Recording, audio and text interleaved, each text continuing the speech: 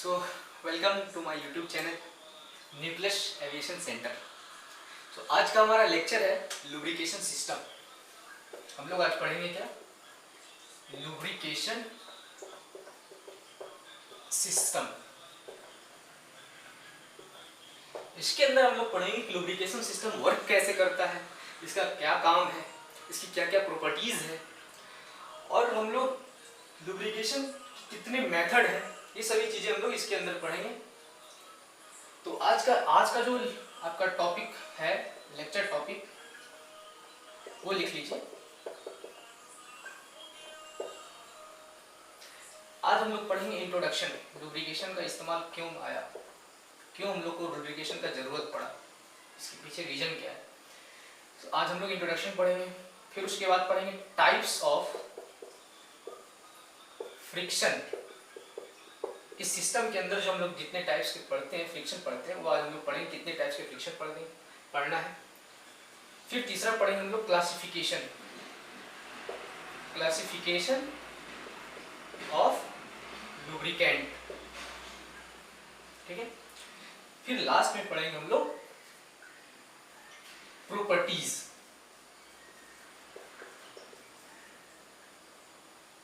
And work of lubricant.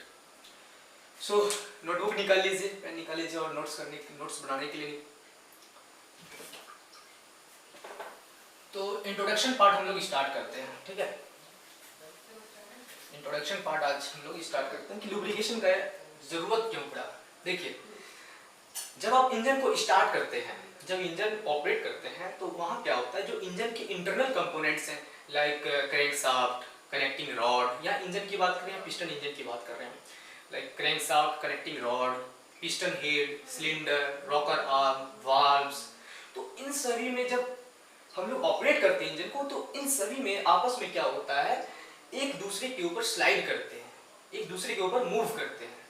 तो इस movement के कारण क्या होता है कि फ्रिक्शन वहां प्रोड्यूस होती है, और फ्रिक्शन हम लोग जानते हैं कि फ्रिक्शन क्या काम करती है, अपोज करती है मूवमेंट को।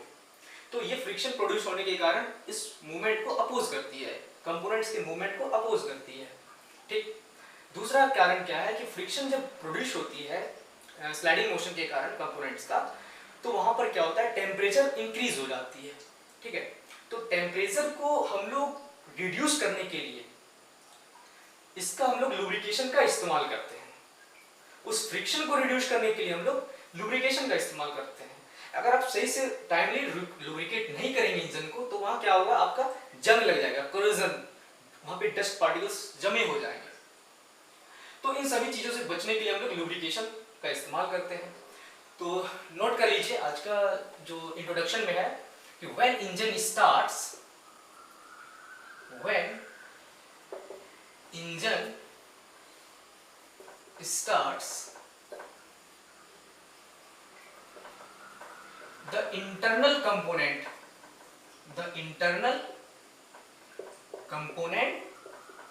of an engine slide or move over each other। हम लोग पढ़े हैं कि इस स्लाइडिंग की वजह से क्या होती है, एक फोर्स प्रोड्यूस होती है। A force is due to this, a force is produced, और इस फोर्स का नाम क्या है, फ्रिक्शन, दैट इज फ्रिक्शन। और फ्रिक्शन के कारण क्या होता है, मूवमेंट, इसकी कंपोनेंट्स की जो मूवमेंट होती है वो ये फ्रिक्शन क्या काम करती है, उस कंपोनेंट के मूवमेंट को रेसिस्ट करती है, रोकती है, ठीक।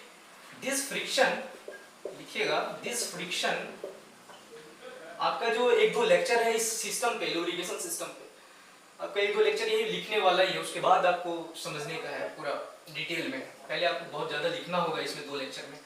तो this friction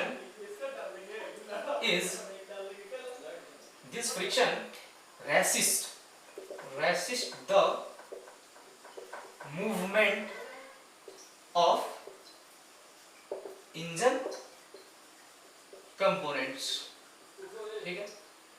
due to this friction temperature of components increase. क्या होती है? टेम्परेचर इंक्रीज करती है, और ये टेम्परेचर आपको स्ट्रक्चरल डैमेज भी पहुंचा सकती है। ये टेम्परेचर जो है स्ट्रक्चरल डैमेज पहुंचा सकती है इंजन को। ठीक है, ये आप लोग स्क्रीनशॉट ले लीजिए या फिर वीडियो पॉज करके लिख लीजिए। ठीक,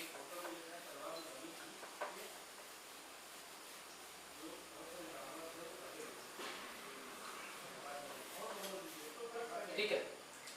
अगर हम लोग पढ़ेंगे टाइप्स ऑफ फ्रिक्शन, ये जो फ्रिक्शन प्रोड्यूस हुई, तो इस सिस्टम में हम लोग कितने तरह के फ्रिक्शन जनरली पढ़ते हैं, तो उसकी बात करेंगे। तो हम लोग जनरली 3 तरह के फ्रिक्शन पढ़ते हैं इसमें। पहला है आपका, लिखिएगा, टाइप्स ऑफ फ्रिक्शन। तो पहला है आपका स्लाइडिंग फ्रिक्शन। दूसरा है आपका रोलिंग फ्रिक्शन। तीसरा है आपका वाइपिंग फ्रिक्शन। ठीक है, तो हम लोग जानेंगे कि स्लाइडिंग फ्रिक्शन क्या होता है, रोलिंग फ्रिक्शन क्या होता है, वाइपिंग फ्रिक्शन क्या होता है। तो स्लाइडिंग फ्रिक्शन वो फ्रिक्शन है जो किसी सरफेस पर किसी कंपोनेंट का स्लाइड के कारण, ठीक है, स्लाइडिंग मोशन के कारण फ्रिक्शन जनरेट होता हो, उस फ्रिक्शन को हम लोग कहते हैं स्लाइडिंग फ्रिक्शन। तो इसको इंग्लिश में ऐसा लिखिएगा सेंटेंस में कि when engine components slide or move over each other, due to this sliding motion, a force is generated, and that force is called sliding friction. That force is called sliding friction, उसको कहते हैं हम लोग sliding friction। फिर दूसरा है rolling friction. Rolling friction क्या होता है कि जब कोई कंपोनेंट स्फेरिकल शेप का हो या रोलर शेप का हो, तो उसके मूवमेंट की वजह से किसी सरफेस पे जब वो मूवमेंट करेंगे, तो उसके मूवमेंट की वजह से जो फ्रिक्शन वहां प्रोड्यूस होगी उसको हम लोग कहेंगे रोलिंग फ्रिक्शन। आप स्फेरिकल शेप मतलब सिलेंडर को मान सकते हो, अगर सिलेंडर टाइप का जो कंपोनेंट होगा सिलेंड्रिकल शेप का, वो अगर कंपोनेंट किसी सरफेस पर मूव करेगी, तो उसके कारण जो फ्रिक्शन प्रोड्यूस होगी, उसके कारण जो फोर्स प्रोड्यूस होगी, उसको हम लोग कहेंगे रोलिंग फ्रिक्शन फोर्स। फिर लास्ट आते हैं wiping friction. Wiping friction is that friction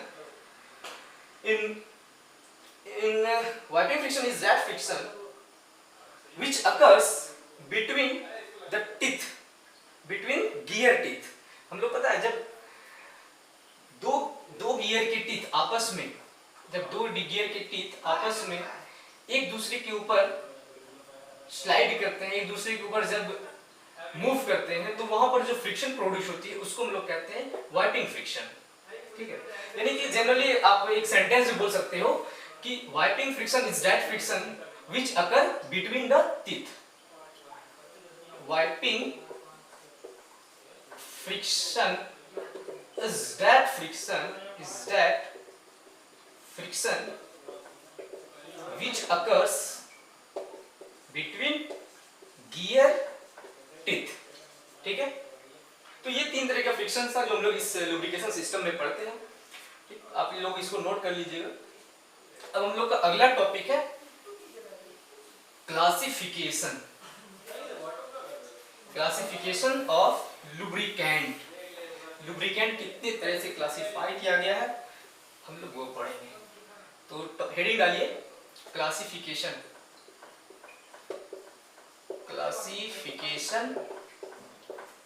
of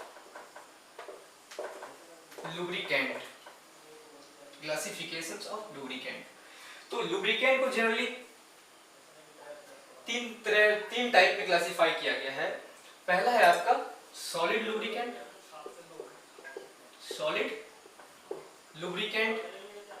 दूसरा है आपका semi solid lubricant, semi solid lubricant. तीसरा है आपका फ्लूइड, फ्लूइड टाइप लुब्रिकेंट। ठीक है, solid lubricant, semi solid lubricant, fluid type lubricant. तो सेमी सॉलिड लुब्रिकेंट में आपका एग्जांपल लीजिए तो आपका है ग्रेफाइट। ठीक है, दूसरा एग्जांपल इसका है बोरोन नाइट्राइड। ठीक है, ग्रेफाइट हम लोग लुब्रिकेंट, जो ग्रेफाइट लुब्रिकेंट इस्तेमाल करते हैं, जैसे भी हम लोग जनरली इसको गियर्स के बीच में, गियर्स में हम लोग ग्रेफाइट पाउडर के रूप में हम लोग इस्तेमाल करते हैं एज लुब्रिकेंट। और सेमी सॉलिड में आता है आपका वैसलीन, जो हम लोग लिप पर इस्तेमाल करते हैं, वो आपका सेमी सॉलिड लुब्रिकेंट है। दूसरा है आपका ग्रीस, जो ग्रीसिंग करते हैं, आप लोग पता वो मोटर्स बाइक में ग्रीसिंग जो करते हैं, बेयरिंग्स में जो ग्रीसिंग करते हैं, वो आपका क्या होता है, ग्रीस जो होता है आपका, वो सेमी सॉलिड लुब्रिकेंट होता है। तीसरा आता है फ्लूइड टाइप लुब्रिकेंट, जो हम लोग को इस लेक्चर में, इस टॉपिक में, इस चैप्टर में हम लोग को इसी के बारे में पूरा पढ़ना। ये दो हम लोग नहीं पढ़ते और जनरली हम लोग यूज नहीं करते हैं इंजन के लुब्रिकेशन के लिए। तो अब जो फ्लूइड टाइप लुब्रिकेंट है, इसका फिर से फर्दर कैटेगराइज किया गया है। फर्दर कैटेगराइज उसके ओरिजिन के अकॉर्डिंग किया गया है कि वो कहां से प्रोड्यूस हुए, उसके अकॉर्डिंग हम लोग फ्लूइड टाइप लुब्रिकेंट को फिर से क्लासिफाई किए गए। और फ्लूइड टाइप लुब्रिकेंट कहने मतलब, फ्लूइड कहने मतलब आपका लिक्विड आ गया इसमें, लिक्विड लुब्रिकेंट कह लीजिए या फिर गैसेस लुब्रिकेंट, ये दोनों इसमें आ जाता है फ्लूइड टाइप लुब्रिकेंट में। इसको नोट कर लीजिए, फिर अगला हम लोग पढ़ते हैं फ्लूइड टाइप लुब्रिकेंट के क्लासिफिकेशंस।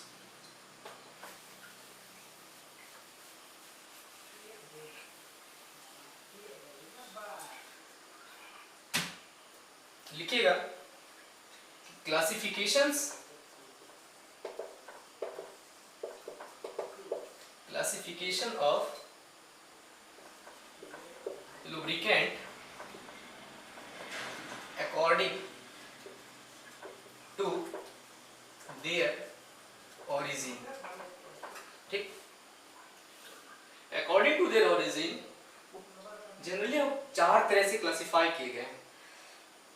पहला है आपका एनिमल ऑयल, दूसरा है आपका वेजिटेबल ऑयल, तीसरा है आपका मिनरल ऑयल, चौथा है आपका सिंथेटिक ऑयल, सिंथेटिक ऑयल। तो एनिमल ऑयल और वेजिटेबल ऑयल नाम से पता चल रहा है कि कहां से एक्सट्रैक्ट किए हुए होंगे। ठीक है, कहां से ये प्रोड्यूस किए गए होंगे, कहां से ये पाए गए होंगे। तो इसका डेफिनेशन ऐसे लिखिएगा कि those type of lubricant which are extracted from animal fats, vegetable fats, plants, fruits, इन सभी चीजों से जो एक्सट्रैक्ट किए हुए हैं वो होता है आपका animal lubricant, animal oil lubricant और वेजिटेबल ऑयल लुब्रिकेंट। तो इसका जैसे एग्जांपल के रूप में आप देखिएगा कि कोकोनट ऑयल होते हैं। ठीक है, और मिनरल ऑयल, ये हम लोग क्रूड ऑयल से इसको हम लोग एक्सट्रैक्ट करते हैं, एक्सट्रैक्टेड फ्रॉम क्रूड ऑयल। ठीक है, और हम लोग जो इस चैप्टर में, इस टॉपिक में, लुब्रिकेशन सिस्टम में जो हम लोग पढ़ेंगे वो सिर्फ मिनरल ऑयल के बारे में, एनिमल ऑयल और वेजिटेबल ऑयल की बात नहीं करेंगे। क्यों? क्योंकि इसका रीजन है कि हम लोग जनरली जो यूज करते हैं लुब्रिकेशन के लिए वो हम लोग मिनरल ऑयल ही यूज करते हैं, ये दोनों ऑयल यूज नहीं करते हैं। तो रीजन है इसके पीछे, पहला रीजन आपका ये जो केमिकली अनस्टेबल होते हैं, केमिकली अनस्टेबल होते हैं। ठीक है, और इसकी जो विस्कस ग्रेड होती है, इसकी जो विस्कस रेंज कह सकते हो, विस्कस रेंज होती है वो बहुत कम होती है और वेरी लो, और बहुत कम होती है इसकी रेंज। और at low temperature it perform very poorly, ये दो तीन ऐसे जनरल रीजन है जो हम लोग इसका इस्तेमाल नहीं करते हैं लुब्रिकेशन के लिए। ठीक, दूसरा है आपका ये मिनरल ऑयल। मिनरल ऑयल क्या होता है, ये आपका केमिकल स्टेबल होता है, लो टेम्परेचर पर बहुत अच्छा परफॉर्म करता है, आपका मोस्ट इकोनॉमिक ऑयल है, सस्ते में मिल जाते हैं ये, ठीक है, इजिली अवेलेबल है ये, और जो इसकी जो विस्कस रेंज होती है वो बहुत ज़्यादा होती है, मतलब आप लो टेम्परेचर पर इसको आप यूज कर सकते हो, ये सॉलिडिटी फॉर्म में नहीं आएगी लो टेम्परेचर पर भी। यही सब एक जो रीजन है, जनरल रीजन है जो हम लोग इसका इस्तेमाल करते हैं। और सिंथेटिक ऑयल इसका हम लोग इस्तेमाल तब करते हैं जब आपके पास मिनरल ऑयल अवेलेबल ना हो। तो सिंथेटिक ऑयल होता क्या है आपका, ये कॉस्टली ज़्यादा होता है, ठीक है, पहला रीजन तो ये कॉस्टली ज़्यादा होता है, इसलिए हम लोग इस्तेमाल नहीं करते हैं, क्योंकि हम लोग को एविएशन सेक्टर में चाहिए कम से कम दाम में अच्छे से अच्छे प्रोडक्ट मिल जाए, वो हम लोग पहले खोजते हैं, तो आपका ये कॉस्टली ज़्यादा होता है। दूसरा रीजन इसका विस्कस, ये विस्कस जो ग्रेड होती है इसकी बहुत कम होती है, लिमिटेड होती है, ठीक है। और उसके बाद इसकी जो प्रॉपर्टीज है वो as compared to mineral oil वो इससे बेटर, उससे सही नहीं होती, ठीक है।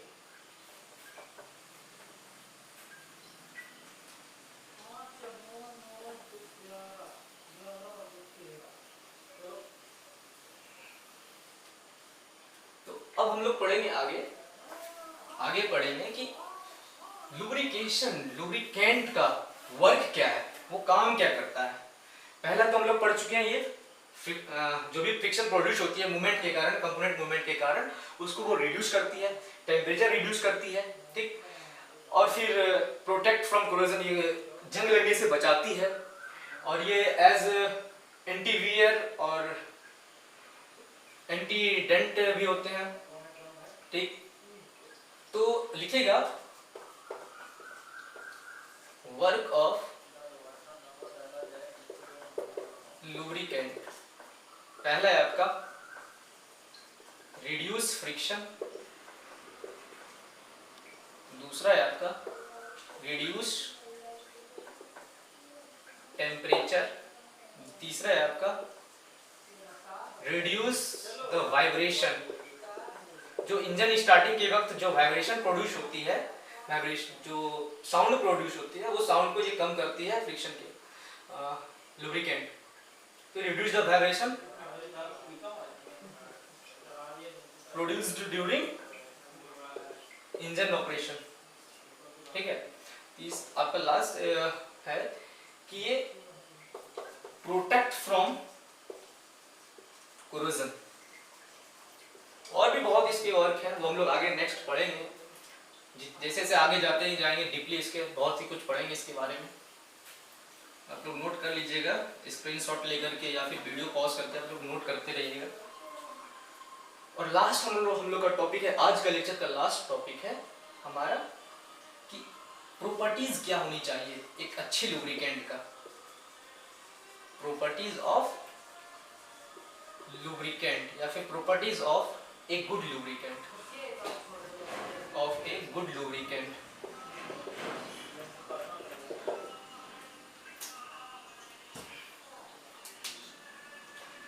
एक अच्छे लुब्रिकेंट का प्रॉपर्टीज क्या होता है, उसकी high boiling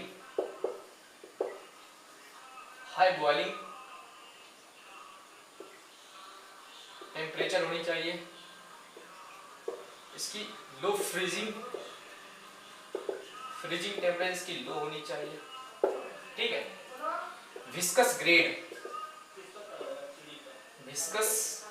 grade should be widely, ज्यादा होनी चाहिए विस्कस ग्रेड, ताकि हम लोग लो टेम्परेचर पर भी उसकी इस्तेमाल कर सके और हाई टेम्परेचर पर भी इस्तेमाल कर सके, तो इसकी viscous grade should be widely,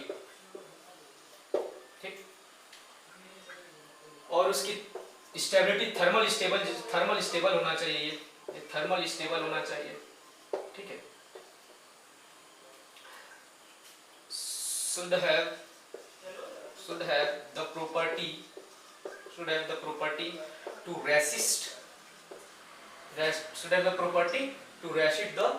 resist the oxidation, इसकी ये प्रॉपर्टीज होनी चाहिए ऑक्सीडेशन जंग लगने से या फिर वहां पे ये सब चीजें से बचाए,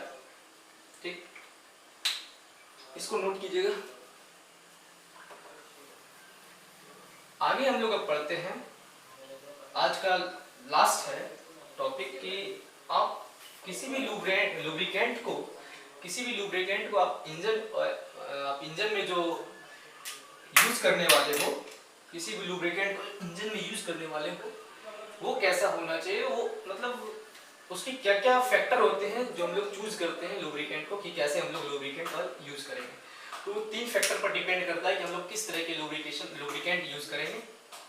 पहला फैक्टर है आपका ऑपरेटिंग, इंजन की ऑपरेटिंग स्पीड क्या है। दूसरा है आपका ऑपरेटिंग लोड क्या है, ठीक है। लास्ट तीसरा है आपका ऑपरेटिंग, इंजन के ऑपरेटिंग टेम्परेचर क्या है। ये 3 ऐसे फैक्टर हैं जो हम लोग माइंड में रखते हैं कि देखते हैं जब भी हम लोग लुब्रिकेशन के लिए ऑयल चूज करते हैं तो हम लोग देखते हैं कि ये ऑपरेटिंग स्पीड क्या है जिस इंजन में हम लोग यूज करने जा रहे हैं, ठीक है। तो हम लोग देखते हैं कि इसकी स्पीड क्या है, इंजन की लोड क्या है, ऑपरेटिंग लोड क्या है, और इंजन की ऑपरेटिंग टेम्परेचर क्या है। ये 3 फैक्टर को हम लोग ध्यान रखते हुए लुब्रिकेशन को हम लोग चूज करते हैं कि कौन सा लुब्रिकेशन वाल्व इसमें यूज करेंगे, ठीक है। तो आज का लेक्चर अब समाप्त होता है और कल हम लोग पढ़ेंगे ग्रेड्स। कल जो टॉपिक पढ़ने वाले हैं वो है हमारा नेक्स्ट वीडियो में जो पढ़ेंगे ग्रेड्स ऑफ ऑयल है, ठीक है। उसके बाद पढ़ेंगे कि इस सिस्टम में, लुब्रिकेशन सिस्टम में जो कंपोनेंट्स हैं वो क्या क्या कंपोनेंट्स होते हैं, components of the lubrication system and their work, वो काम क्या करता है थोड़ा सा उसके बारे में जानेंगे, एंड देयर वर्क, ठीक है। तो आज का लेक्चर खत्म होता हुआ, और अगर आपको हमारा ये लेक्चर पसंद आया हो तो कमेंट बॉक्स में ज़रूर फीडबैक देना और लाइक और सब्सक्राइब करना मत भूलना।